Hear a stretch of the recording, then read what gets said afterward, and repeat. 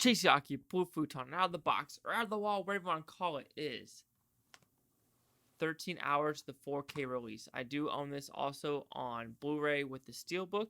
Even though, FYI, this says 4K and digital, there is the Blu-ray in this one, but the Blu-ray in this one is only the special feature. So the film is in 4K. Let's review the film. I've seen it 3 times. Let's make it a 4th, and the 4K quality.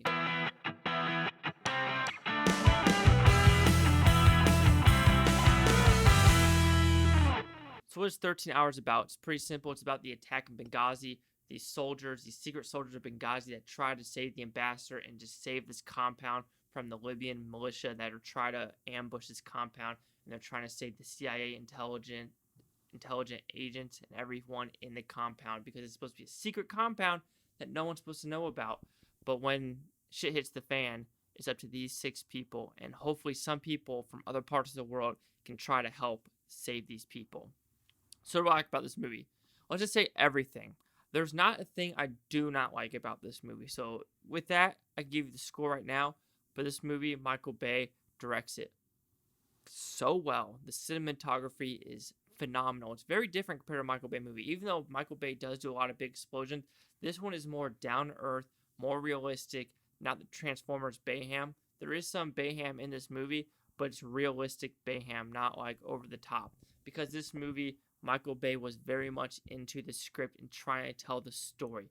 The actual soldiers in Benghazi were actually on the movie set looking at the compound they created, looking at the situation they're in, and telling them what happened and what didn't happen. So this is a movie that actually tries to be true to the soldiers, to what happened on the ground. This is not an easy movie to watch with even everything happening in the background and in the foreground. So let's go in the foreground. Everything happening with the Libyans versus the Americans versus what's going to happen to the ambassador, of how he dies and how his IT specialist dies in the one compound. It's very hard to watch with the smoke inhalation and everything like that, as well as these secret soldiers who actually died at the compound the last 30 minutes of the film. Very hard to watch. John Krasinski does a great job in this movie. Who else is in this? Of course, everyone knows him from The Office. You have James Badgedale, Max Martini, and others, as well as Pablo Schreiber, who plays Tito in the movie. But this movie, like on the foreground, the action's great, the cinematography is great, the sound is great, the actual actors portraying these people are phenomenal. Everything is believable in this movie. Nothing seems fake. And people might say, oh, there might be you're treating the Libyans bad. No, this is true of, yes, some Libyans might not like these people, but there's a lot of Libyans that are like, no, you're here to help. There's a lot of worse bad guys here, ISIS, more militias that are killing our families. So the Americans are actually trying to do something, and his ambassador has some guts to actually go into this territory and try to make it better. Now in the background, it's very frustrating when you watch the special features, because this goes into, they're trying to say it's apolitical, but it's very hard to keep this apolitical when you have the people on the ground having the intel, which they can't say, and then Susan Rice comes out and says it's about a video. And then the soldiers in the special features are like, there was no video. What is this bullshit being made up? And it got to very political, and I just don't like people. You might not like this movie. You might be like, oh, this is a bash against the administration. It really isn't. It just shows the incompetence of political people in general, of how they are so ready to cover their asses and just say, fuck everyone else. It's very frustrating. This is more of an anti-politics, anti-political movie of how everyone in Washington, if something bad happens, they are willing to sweep it under the rug, willing to blame it on someone else to keep their fucking nose clean.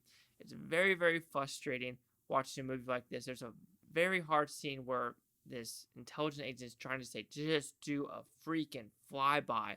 We don't want weapons. We don't want you to drop bombs. We want you just to take some F-16s and do a low-level flyby to scare the living shit out of them.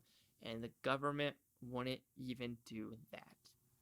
So it's a very frustrating movie, but overall, I could watch this movie over and over and over again. The acting's superb, the cinematography is superb, the directing's great, the score's great, the environments are great. They filmed this in a very spectacular sense where there's very little CGI. I don't even think there was CGI in this movie because Michael Bay is all about the realism and this one works. So like I said, my review for this one.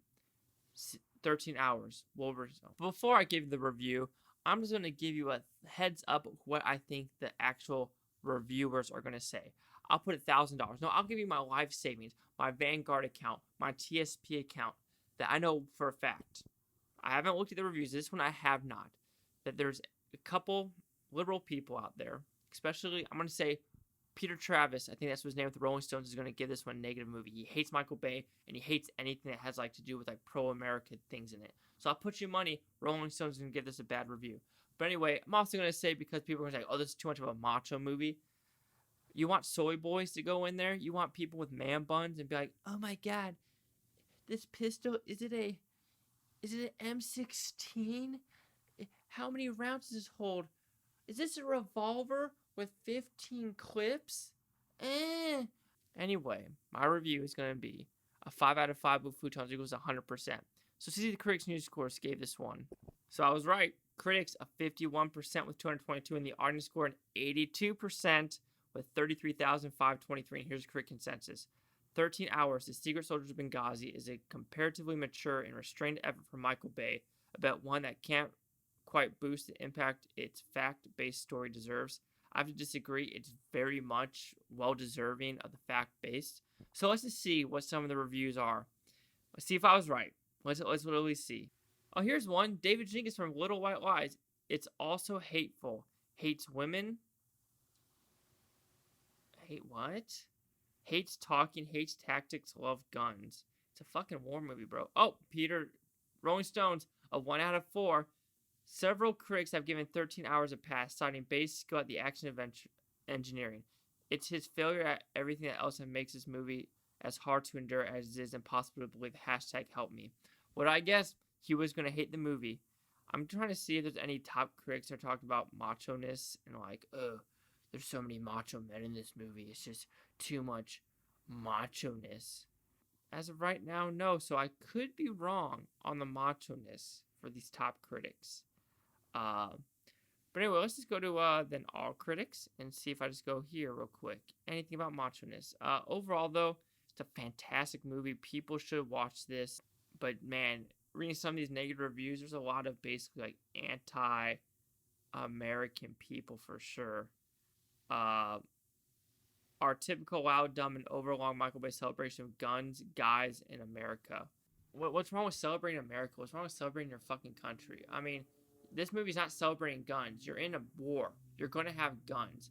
And guys know, there's guys out there. There's not a lot of Delta Force. Not a lot of Special Forces women out there. Yeah, there's a woman in here that does the intelligence, and she's a strong lady. She's not considered a weak person in this movie. So, Sarah Mars, you go fuck off. Respectfully. But anyway, so yeah, another negative. Of course, half these are going to be negative. So I'm kind of shocked. There's not a lot of stuff basically talking about macho men, except that one basically saying, "Oh, guys, we're celebrating dudes." Is there not a negative review saying they celebrate women? I'm going to say there's not a lot of people that will say that. A Spanish guy said it was boring. This movie is anything but boring. So I guess I was wrong about a lot of reviewers with their one sentence saying about macho men. So maybe I was wrong. So for that, I will apologize because I'm not going to go through 12 pages of this. Anyway, I love this movie. I think it's one of Michael Bay's best movies ever directed, hands down. But like I said, I won't lie, I'm a Michael Bay fanboy. A lot of stuff he does, I enjoy. I enjoy 6 Underground. I enjoy this. I enjoy the Transformers franchise. I enjoy Bad Boys. I enjoy The Rock. I enjoy everything he does because that's not my type of movie.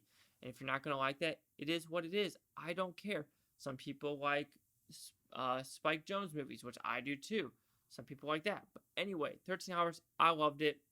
51, 100%, or 82. Chase out the Blue Futon. Like, comment, subscribe. One other thing is Butantopia, Butonians. Thanks for watching. Have a great day. Like I said, we'll get Rolling Stones. They will rarely give anything pro-American a good review. It's the fucking facts.